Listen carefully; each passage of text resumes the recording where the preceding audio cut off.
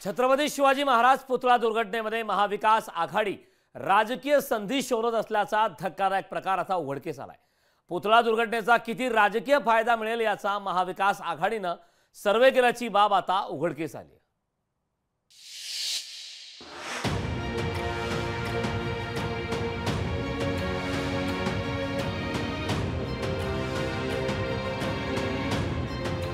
पुतळा दुर्घटनेनंतर मवियाचा राजकीय सर्वे, राजकीय फायदा शोधण्याचा मवियाचा डाव, पुतळा दुर्घटनेचा राजकीय फायदा उचलण्याचा प्रयत्न,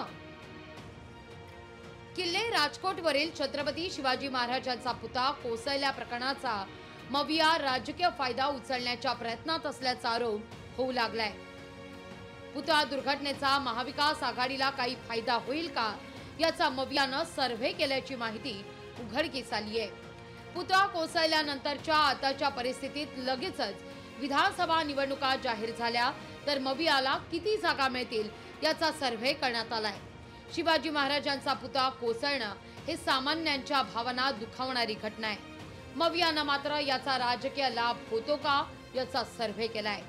या सर्व्हेच्या निमित्तानं मवियाचा राजकीय हेतू उघडकीस आल्याचा आरोप शिवसेनेनं केला। अशा सर्वे आपलाच एजन्सी आपल्याच पद्धतीने काढायचा सर्वे आणि आपणच तो सादर करायचा। आनंदात हे जर राहत असेल तर राहू द्या। आता आम्हाला जागा मुळामध्ये एवढ्या जास्त दाखवल्या कसा हाच आम्हाला प्रश्न पडलाय।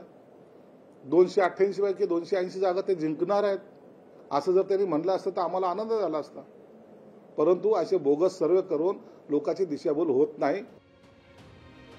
महाविकास आघाडीने विधानसभा निवडणुकीकरता हा सर्व्हे केलाय। महाविकास आघाडीचा खरा चेहरा समोर आल्याचा आरोप भाजपने केलाय। छत्रपती शिवरायांच्या पुतळ्याची जी घटना घडली सिंधुदुर्ग मधली त्यांच्या आधारावर सर्वे करतात आहे। म्हणजे बघा किती नालायक मानसिकतेमध्ये गेले आहेत की छत्रपती शिवराय आराध्य दैवतांचा घटनेच्या आधारावर सर्वे करतात की किती महाविकास आघाडी पुढे किती महायुती मागे, याचा अर्थ मानसिकता बघा यांची। कोणत्याही घटनेचं राजकारण करणं हा राजकीय पक्षांचा आणि नेत्यांचा हातखंडा आहे, पण महाराष्ट्राचं दैवत असलेल्या छत्रपती शिवाजी महाराजांचा पुतळा कोसळला या घटनेचा मतांच्या बेरजेकरता वापर करणं दुःखदायक आणि वेदनादायी आहे।